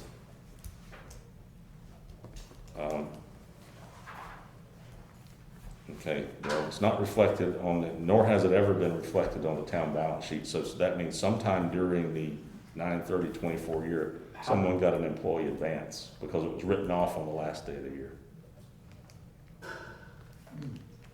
So you're saying it's in the, It was written off. Bookkeeping. No, I'm sorry. It was written off, journal entry number 10, on October 31st of 23. which is in this audit year. Okay. So, do you have a record of an employee advance to anyone? I'll have to look in our work papers and see and find out what that was. I would think the town would want to know who that is and why it was written off. Do you mind at the end of the meeting sending me a summary email with all these points? Sure.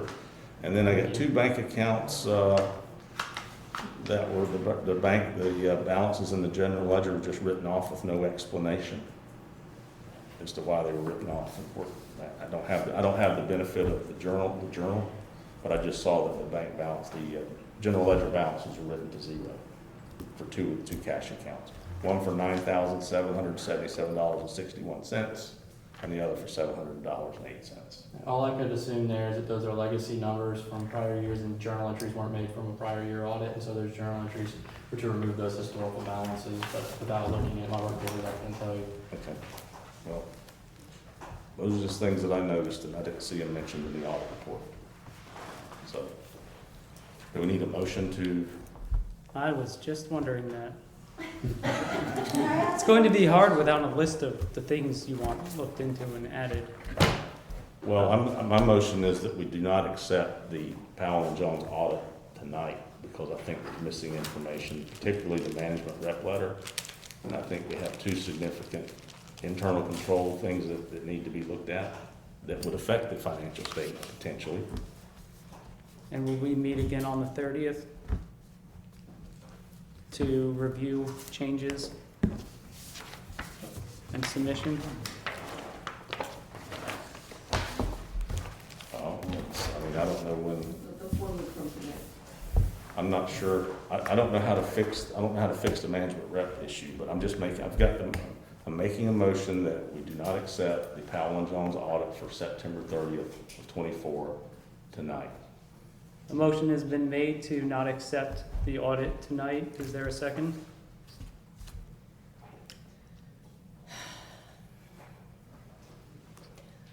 I'm gonna second it.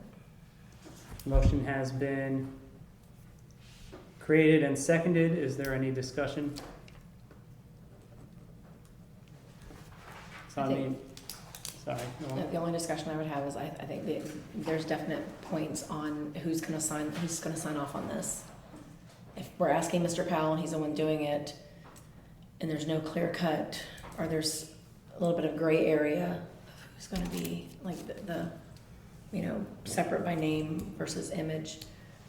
And we have a new town manager who literally just started, who wasn't here for this period, then he needs to get up to speed or meet with Mr. Powell and have discussions and review this in full. And he needs to be given more time to review this because he literally just started.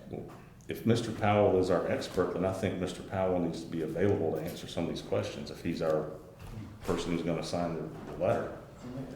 I'm trying to schedule a meeting with him Wednesday. If he's never brought up the nutrient sewer agreement, that's significant. But he didn't know about that, so I don't know if he's the person. I don't know what we're going to do. I think we need an exit plan if we're going to reject it tonight. Because the idea of letting us go into July with no audits submitted under the gaze of the state makes me extremely nervous. Can we meet again on Monday, the 30th? Because that'll give the new town manager time to talk with Mr. Powell and review the documents, and he can go through it. Well, we probably also need the town attorney to address the issue. I mean, it's There's a couple town attorney things in here. Yeah. But that should give you a week, it gives you more than a week to get everything. Try to speed it up tomorrow if I can. Yeah, I was gonna say, you don't have enough to do without now this emergency that has to get taken care of. All right, is there any? I mean, the audit was only presented to us on Friday, and we're having the meeting tonight. I mean, I know all this it would be unethical for me to not mention any of this. I'm a CPA as well, so when I'm on a board like this and something happens, people go, "We had a CPA on the board." That's why I'm telling you everything I know. Why did that CPA figure it out? You've heard that before, haven't you? simple. I'm that CPA, and I'm letting you know everything that I know about the town of White Springs through various avenues that I collect information, and they all need to be addressed. Yeah, Cheryl? I have a brain picking question. Well, we have a motion on the floor, so unless it's, Oh, I thought you did it. we've not voted Oh, yet. never mind. We have a motion and a second. Is there any public discussion for the motion? Any more discussion up here? All right, it's been motioned and seconded. We're bringing it to a vote. All in favor, say aye. Aye. All opposed, say no. Motion passes with 3 yeses and no nos. I would like to motion that we set a meeting for June 30th to discuss all of the revisions that were made to the audit for final approval. Isn't that dependent on Mr. Purlow? I mean, what information are we gonna have without his input? Well, if we meet and it's still not good enough, we reject it again. But at least we'll have. Are you committed to the 30th? You just told us you couldn't. Yeah, no, I mean, So we need. I mean, what can happen by the 30th is getting a management representation letter. I think that's something that's reasonable that can be achieved by then. As for researching all these, they sound like pretty detailed questions. There might be 1 or 2 items that we can look at briefly and try to see what we can find, like that, maybe the $90,000 check thing, and look at that real quick and see about that, and removing that restriction you talked about. That's something simple. But outside of those kind of things, any kind of other changes would be pretty substantial in trying to figure out what did and did not need to be included. So I would say if you have some items that you think are like top priority, that you make those known, and we can probably hit those, try to hit a few of those before June 30th, but doing any kind of really almost like forensic type audit work, it's gonna take time to do that stuff, and it's there's certain things we'll look at if we think it's necessary. There's also some things that maybe beyond the scope of a standard audit, which might have more fees, but I'd have to look at your list again and see what I think is within the scope of the audit and stuff. It sounds like a fair amount of that is within the scope, but some things probably are not. What would you say it is not, out of what I mentioned? I think, for example, trying to re-audit for cash payments, looking for that specifically. Like I said, I've already reconciled the utility revenue. I think we've done enough work on that. So I'm not really concerned about that. Doing more investigative work just to figure out, hey, there's nothing really a whole lot more I can do on that. No, well, I was just demonstrating. I think there's a weakness in internal control that needs to be looked at, because if you had seen that, you probably would have mentioned it or done some extra procedures. You didn't see it, the cash.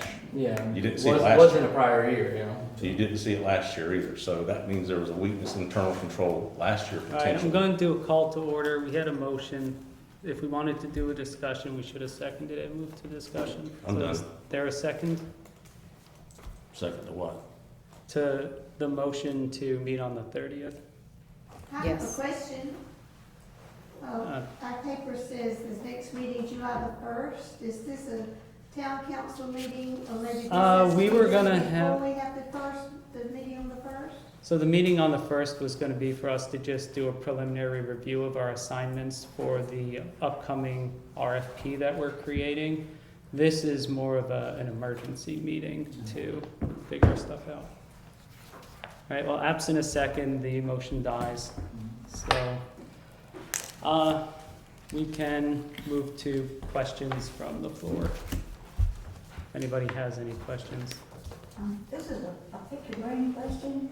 As a council person, what documents should I have in my monthly packet that would tell me what I need to know the financial health of the town? So normally what I would look for in an ideal situation would be to have some sort of budgetary comparison schedule that compares your revenues with what your budget was. Usually that's done on a prorated basis. And then you know, maybe a balance sheet to show you what your assets and liabilities are for the town. And that should be for both funds, you know, you get your enterprise fund and your general fund that we need those reports for. And if with if the income statement, the balance sheet, if you just give them, the council people, the detailed general ledger, they can scan through and everything I mentioned, they would have seen. And we won't be doing this all at the end of the year, it'd be every month. Yeah, and that's something that some cities and towns do additionally. It's obviously a lot of data, but you know, doing either I've seen a check register done, I've seen bank statements provided with check registers, I've seen general ledgers done, but most of the time it's just the basic financial statements that most cities and towns do. But those other things can be helpful. So since we haven't had any information for 5 years, and we really want to see where the money's coming in, where it's going out, what can I ask for? Yeah, I think Will the balance sheet and the income statement do it, or can I get a copy of the journal or whatever? so the general ledger, I wouldn't print that out because I mean you're talking about a thick stack of paper. I mean you might could get that emailed out, but I think a budgetary comparison schedule, like the budget report in QuickBooks, there's one where you put the budget in, you can compare it with those items. You can probably get one of those, and that's like your profit and loss statement, and then you have your balance sheet, and those would be the two reports that you would need for both of your funds, and those would be the ones. And where would the income stuff show? On that budgetary comparison. So you have your budget income and your actual income and your budget expense and your actual expense. And that should tell us where we're running. Yep, because it'll show you what you planned on, you know, because it would take, that would be entered in prorated, so like divided by 12 months, you know, what your income would be. And then it would say, hey, look, we're in October, we only got 1 month, or, November, we have 2 months, and this is what 2 months of revenue should be, and this is what we're at. Okay, and you said I could request the other things to be emailed to me that I could look at, just to see where we are? Yeah, I mean, that's something that, like I said, is an additional thing that could be good, you know, if you guys want to go into that level of detail, and that would be like a general ledger report. That's literally every single transaction and every single account is what he was just talking about. And like I said, that would be cost prohibitive to print, I mean, or No, but. be wasteful, but if yes, you- but if you- email. Give me a chance to meet Mr. Powell. Okay. Oh, God. Okay, never mind. And- This is the detailed general ledger for the whole enterprise fund for the entire year right here. That is not that much. It took me about 5 minutes to go through it and look at That's scan fine. transactions. Which is where I got those questions. You must have, I guess they post that on a journal for the day, daily journal, because that, sometimes it's a little more detailed if you do individual transactions, but that's. Well, I got this from Mr. Powell Yeah. 2 days after the legislative audit in Jasper. Mhm. Well, I had that request in for about 4 months. I got it 2 days after the legislative delegation meeting in Jasper. But I'm still out the 9/30/22 and 9/30/23. I've had a 119 request in since December. For those, I still don't have it, so I don't think the operational audit issues have been complied with. Yes, ma'am? If you've had that request in since December, did you pay for that information, I paid $350 for that. and still don't have it? But Mr. Garner will do better than that. He'll give it to you in 4 months. He's gonna run away. I'll be a secret, I won't be out. Another, Just one more question about, you mentioned QuickBooks, that you generate your reports. can you, please state your name and address for the minutes? Yes, Julie Gay, Kendrick Street, here in West Springs. So you generate your reports from QuickBooks. So how up to date would a report be that you would give the council person? Normally what you would see is somebody having a meeting, you know, it would be the prior month's data. So like, let's say you had a meeting on, July 10th, we have a meeting. Yeah. That's hypothetical. If we Yeah. have a meeting on July 10th. Yeah, Because bank statements are June's not in financial. it might be May, but you know, it just depends on how quick the turnaround time is with your accounting team. But it could be May or June, but it would definitely be at least May. But QuickBooks will calculate things up to the day that it's entered into the system. Yeah. Okay. That was important, like before Mr. Garner came along and the council people were trying to do the daily management the best they could. I mean, they could have had something up to the minute, but they were told that that couldn't happen, but it could have. But if you're managing, you need up to the minute. You don't need something that's 6 weeks old to manage from it. Yeah. We adjourned. Is there any more questions? Can I get a motion to adjourn the meeting? Motion to adjourn. Is there a second? Second. It has been motioned and seconded to adjourn the meeting. Is there any discussion? With no discussion, let's move to a vote. Yes. We are, okay, my brain is shut off with 2 hours into finance talk. Those in favor of moving to adjourn the meeting, say aye. Aye. Those who are opposed, say no. Motion carries, 3 yeses and 0 nos. The time is 8 o'clock exactly.